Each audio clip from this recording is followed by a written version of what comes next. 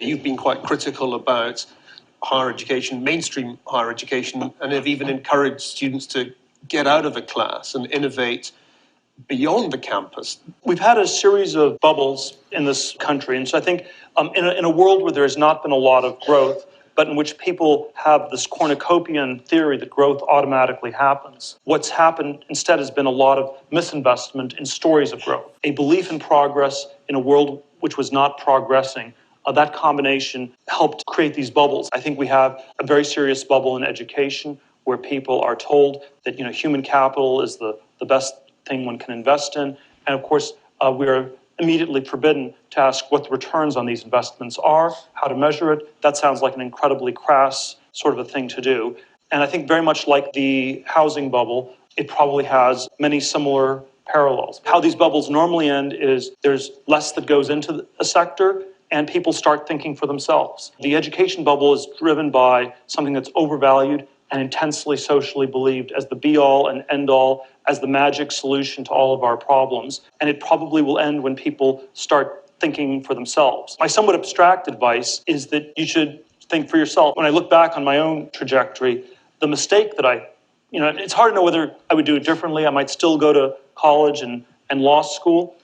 But a mistake I made was never thinking about what the purpose of it was or why I was doing it. It was just this automatic thing that you did because you were told if you did it, you'd have all these options that would get created and it would all sort of automatically work out on its own.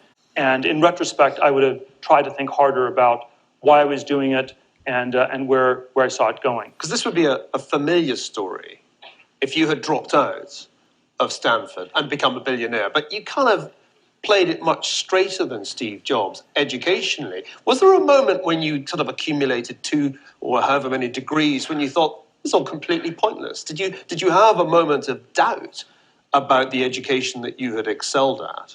I think there was a moment of doubt at the point when I got onto Wall Street and you realized that it was basically like this never-ending tournament. The tournament just keeps going on and on. Once you realize that the tournament's not over in high school and it's not over in college and it's not over after that, it forced me to ask more questions about, was this the correct tournament? Was there time to do something different?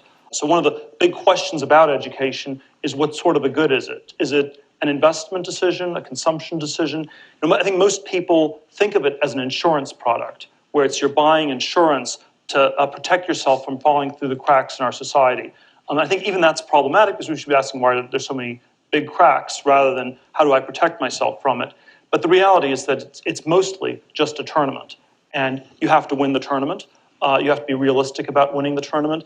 The kind of speech that people probably do not give at Harvard would be, freshman orientation, congratulations, you won the last round of the tournament, and now it's going to just get much harder. There are a lot of people who are ahead of you, and if you can't see them, they're so far ahead of you that you can't even see them. And if you were to try to give a version of that speech, I don't think you would last very long as a president of any university. Even a much lesser version of that would probably get you booted.